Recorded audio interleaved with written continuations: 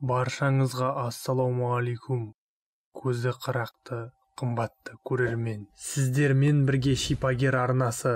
Каналға тіркеліп қолдау көрсетіңіз. Бұл видеода су ішкенде қандай қате жасайтынымызды, оның әсері қандай болатыны жайында айтамыз. Видеоны соңына дейін қараңыз. Су адам өмірінде ойып тұрып орын алатын өмір нәрі десек қателеспейміз. Десек те, оның пайдасымен қатар зияны да бірге жүретінін ұмытпау керек. Су іш деген пайдалы кеңестерді барлығымыз білеміз, күнде естіп жүрміз. Бірақ оны дұрыс ішпеу болашақта денемізде түрлі аурулар тудыратыны туралы ешкім айтпайды. Бірінші қателік – ол суды тұрып ішу. Суды негізінен тұрып емес отырып ішу керек. Тұрып ішкен кезде ол бүйрекке дұрыс бармайды. Бүйрек оны дұрыс сүзгіден өткізбейді. Ал отырып ішкен кезде ағзамыз босаңсып, дене мүшелеріміз өз орындарында болады. Және суды ішкен кезде жаймен бүйрекке жетіп, оны тазарту оңайлайды. Отырып ішу арқылы сізде бет пішініңізде дақтар пайда болмай, буындар ауырмайтын болады.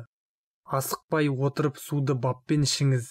Асығып келіп, ынтығып ішсеңіз, болашақта денеңізде қандай да бір ауруға ұшыратуыңыз мүмкін. Екінші қателік, су ішкіңіз келмей тұрса, өзіңізді қинап іше бермеңіз. Күніне 2 немесе 1,5 литр су ішу керек деген кеңестерге сенудің қажеті жоқ. Себебі адам ағзасына қажетті нәрсені ғана беру керек. Үшінші қателік, суды бірден көп ішу. Бұл дегеніміз қатты шөлдеп келіп, шөлге шыдап, шөліңіз қанғанша бірден 1 литр немесе 500 грамын ішуге болмайды. Асқазанға ауырлық түседі. Ішектер мен бүйректің жұмысына кері әсер етеді. Ас қорыту мен метаболизмді төмендетеді. Суды аз-аздан күніне бірнеше рет ішу пайдалы. Ағзаңызға көп салмақ салмаңыз.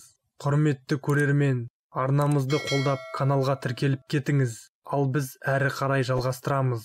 Біз жасап жүрген 4-ші қателік салқын су ішу. Суды тоңазытқышқа салып мұздатып ішуге мүлдем болмайды. Су бөлме температурасында жылы болу керек. Салқын су ішу ас қорыту жүйесін нашарлатады. Асқазандағы тамақ дұрыс қорытылмай, ішек ағзаға түскен дәрумендерді сіңірмейді. Бұл бүкіл денеге зиян. Тері, буын, шаш, ішкі ағзалар зардап шегеді. Сондықтан жылдың кез келген маусымында салқын суды ішпеңіз. Суды қай уақытта ішкен дұрыс? Сіз қай уақытта ішіп жүрсіз? Таңертең, кешке немесе түскі уақытта ма? Пікірге жаза кетіңіз. Таңертең ұйқыдан тұрған соң міндетті түрде 1 стакан су ішіңіз. Себебі ұйықтаған кезде ағза дұрыс жұмыс істемейді. Нәтижесінде сілекей ауыз қуысында қалып қояды. Сілекей құрамында ферменттер өте көп. Олар астың қорытылуына пайдасын тигізеді.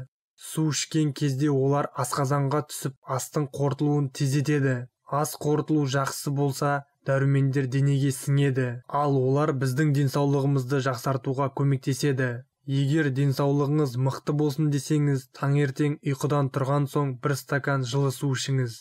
Күнделікті ішіп жүрген қара су бізге мықты денсаулықты бере алады. Жай ғана қалай ішу керектігін білу керек. Қателік жасамаңыз. Сіздермен бірге Шипагер арнасы. Деніңіз сау болсын.